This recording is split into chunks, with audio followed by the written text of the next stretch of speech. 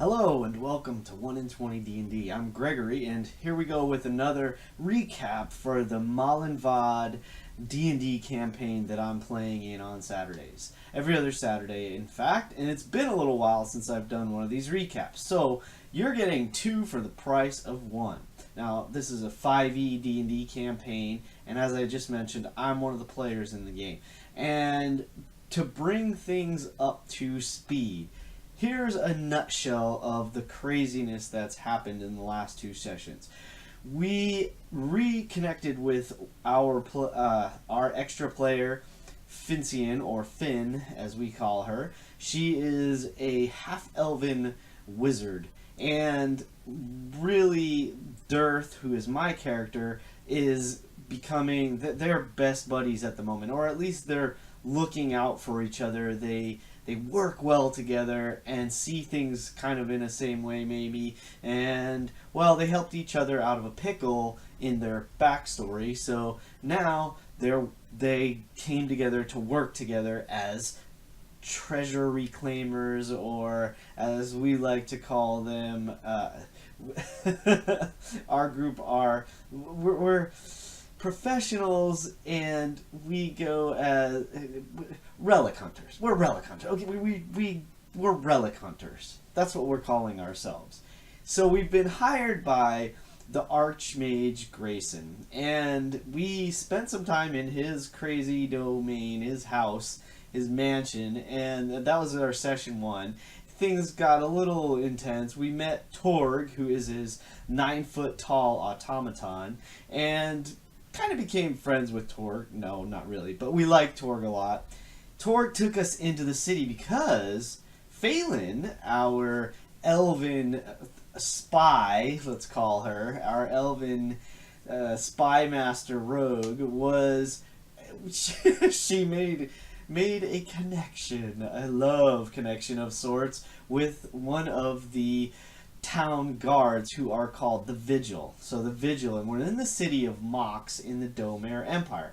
Now the Domare Empire you can think of as this sort of Roman style empire, and we're in the city of Mox, which is a crazy city that sits just south of an inactive volcano, or so we believe. It's an inactive volcano. It does spew ash, and this ash is incredibly valuable across the realm of Malinvad, across the realms of the Domare Empire. So it's very well sought after and very profitable for those who collect it.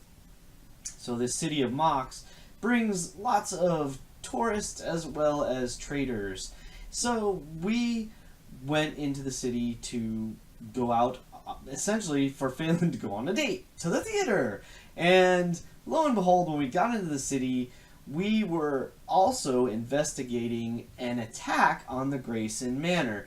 And Dearth had smelled, while he was in there and investigating, he had smelled brimstone and like a sulfuric kind of aroma. Now, when we got into the city, I decided to have him try to find this smell. So he ducked into an alley to change into another beast, so a form of, say, a cat that he could use to try to hunt down this smell in town, see if he could pick it up. Well, that didn't go as planned. When he got into the alley, he was almost immediately jumped by some crazy fanatics. And combat ensued, his friends came along to help, and luckily we got out by the skin of our teeth. Just barely managed to survive the encounter. One of these assailants decided to blow himself up by crunching something in his mouth, and just exploding in this fiery mass. Another one grabbed some kind of like a little ember in his hand, crushed it in his hand, and like vaporized himself, but we believe he teleported somewhere. So Finn and I and the others, we searched some of these bodies. We grabbed another one or two of these embers, and we have one guy knocked unconscious. Now, the guard started to come like, what's this ruckus? And so we booked it to try to get away without causing any trouble. So, now, in this combat, poor Remus was forced to do battle and, grievously wounded another person and was grievously wounded himself, and it has sort of wrecked him. He got it really messed him up. He is a barbarian. He is a Goliath, and forced to fight in the pits his whole life, and never ever ever wanted to fight in the first place. So he's dealing with some trauma, and sort of like it bothers him, this whole scene with these cultists or fanatics or whatever they are. So Phelan is kind of like leading him out, and he's basically on the heels of Phelan. We were also introduced to a new player now. We have Hannah with us. Sorry, I apologize. That's the player's name. The character's name is Ara. So we were introduced to Ara, who is another druid. Now, where my character Dirth was trained by another druid and brought through his whole life through the processes of interacting with a circle of druids and having sort of a formal training as an apprenticeship. Ara has just recently sort of spontaneously developed these abilities. Now Ara is a genasi kind of hybrid or something. So we're seeing her where she's starting to like find leaves in her hair, and she's turning from human looking, very human looking, to starting to maybe morph into this sort of nature looking creature.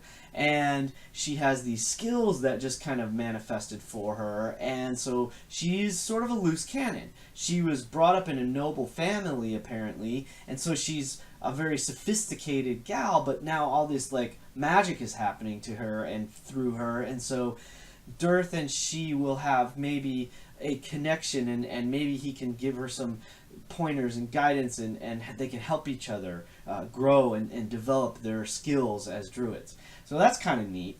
Now, we're running out of the town to try to get away from the scene of the crime, as it is, and we get to one of the gates, and now there's a commotion at the gate.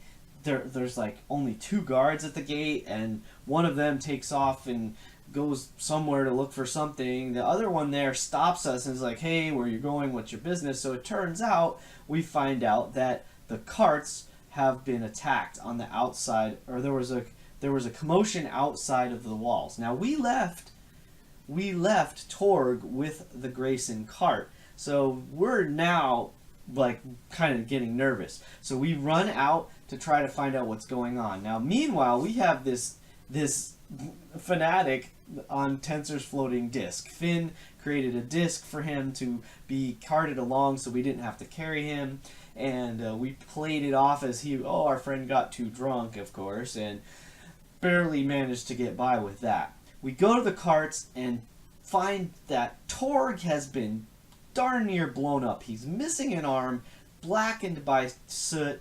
He's kneeling on the ground, circled by the Vigil. They're, pointing their swords at him, like, threateningly, but, giving him some distance. And there's this woman that's like, no, he was helping us, and she's, like, practically in tears and all this. And so there's a big commotion. So we kind of settle things down.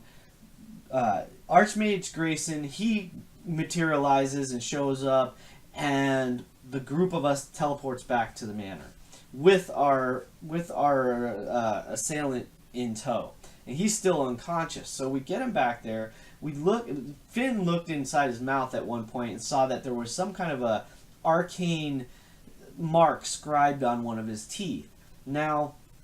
Or inscribed on one of his teeth. We get him back to the manor and put him in this like anti-magic field, essentially, so we can interrogate him, which we try to do, and he doesn't really give us all that much. All he pretty much tells us is that Vishtas is coming, and he is a servant of Vishtas, and he doesn't really want to give us any more than that. And by the way, who is Vishtas and whatever, he's pretty much worthless. Doesn't tell us a darn thing. The only thing we have found out is from Archmage Grayson there is a crystal that he had, very powerful crystal that he needs to power the observatory that he's building in the process of creating, and it's been stolen. That's what the attack on the manor was that we investigated in the very first session. So now, where's this crystal? Who are these idiots that are attacking us and the manor? And maybe these same people made off with the crystal. Well, while we're interrogating him, something happens, and poof, this like symbol which we had found earlier starts to like burn into his forehead, and then he pretty much loses it. And the next thing we know, we're all knocked on our butts because there's like some massive explosion or concussion or something. And we're like, what just happened? The whole keep that we're in has been like rocked to its foundation. Archmage Grayson comes up like, what's happening? And Finn points to the guy and says, look at this symbol, and this magic happened. And Archmage Grayson's like, there's no way that anti-magic field will stop almost anything except for the most powerful magic. There's no way. And yet it happened. And so he gets a little freaked out. He runs out to see what's going on. We follow him and go outside. This fanatic dude dies, basically, in the whole commotion. We get knocked on our butts. We're all exhausted. We haven't even had a chance to take a proper rest and kind of regain some powers and hit points and whatever. We're just getting wrecked.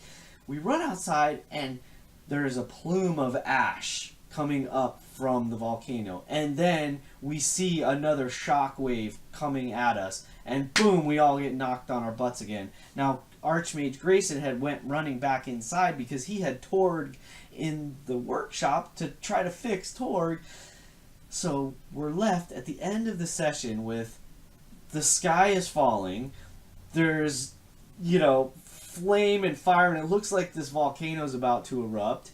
The tower, the keep, collapses while we're standing next to it. We're knocked on our butts again.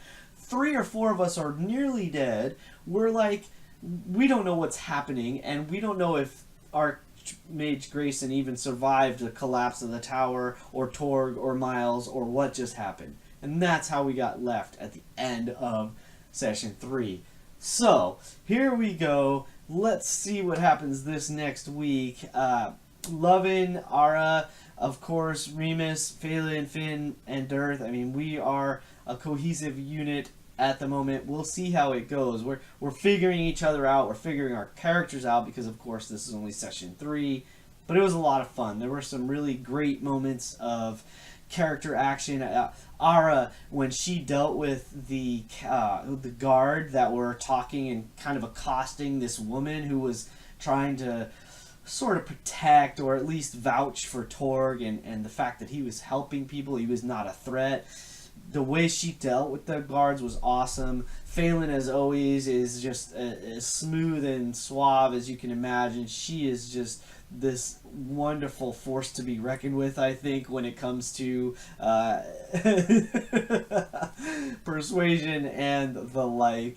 So I'm really excited about that, and we just had a good time. It was another great session. I am really looking forward. We have another game coming here in one day. That is this Saturday, and I cannot wait.